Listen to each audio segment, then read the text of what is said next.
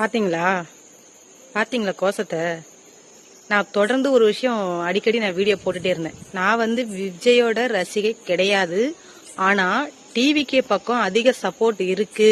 நான் நேரடியா பார்த்த மக்களும் சரி, சமூக வலைதளங்கள்ல பார்த்த மக்களும் சரி, அதிக சப்போர்ட் யாருக்கு கொடுக்கறாங்க அப்படின்னா டிவிக்கே தலைவர் விஜய் அவர்களுக்கு தான். ஏன்னா ஒரு மாற்றம் வரணும்னு ஒரு எதிர்பார்க்கறாங்க. முக்கியமா போதை பழக்கம், பாலியல் வன்கொடுமை, பெண்களுக்கான அவதூறுகள் எதுவும் நடக்கக்கூடாதுன்ற ஒரு மாற்றம் வரணும்னு எல்லாருமே வைராக்கியமா இருக்காங்க. ஏற்கனவே சில கட்சி வந்து போலி ஓட்டுனால, அதாவது கள்ள ஓட்டுனால தான் ஜெயிச்சுது. ஒரு தடவையாவது எங்க அப்பா முதலமைச்சரா இருந்தாரு, நானும் ஒரு தடவையாவது முதலமைச்சரா வரணும்னு ஆசையா இருக்கு அப்படின்னு சொல்லிதான் வந்தாரு. சரி, கள்ள ஓட்டு பணம் நிறைய இருக்கு, அதெல்லாம் மறைச்சிட்டாங்க. ஆனா இப்பவும் கள்ள ஓட்டு நிறைய நடந்திருக்கு. அதையும் மீறி இந்த சூழ்ச்சிக்கு மத்தியில விஜய் ஜெயிப்பாரா அப்படின்ற ஒரு கேள்வி மக்கள் இடையில இருக்கு. ஆனா இந்த வீடியோ இப்ப நீங்க பாத்தீங்களா, பஸ் ஸ்டாண்ட்ல நிக்கிறதுக்கு இடமே இல்ல. ஏங்க, தீபாவளி பொங்கல் இந்த நாள்லாம் வந்துச்சுன்னா ஏற்கனவே ஓடுற பஸ்ஸை விட அதிக எண்ணிக்கையில பஸ் விடுத்துறது இல்ல. ஏன் எலெக்ஷன் டைம்ல மட்டும் விடல?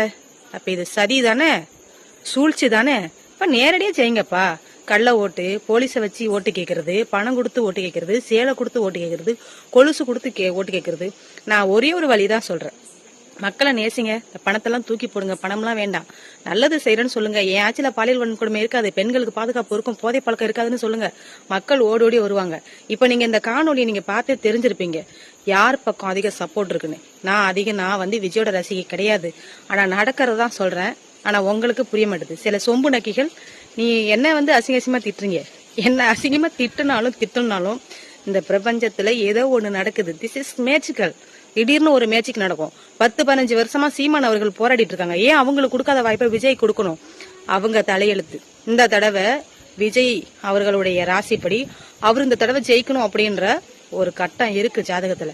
அந்த கட்டம் இருக்கும்போது, ஆண்டவனை நினைக்கும் போது, இவன் தான் வரணும்னு விதி இருந்தா அவன் தான் வரும். இதுக்கு கூட எனக்கு பேட் கமெண்ட் வரும், அதை பத்தி எனக்கு கவலை இல்லை. நடக்கிறதான் சொல்றேன், சிந்திச்சு பார்த்தா உங்களுக்கே புரியும்.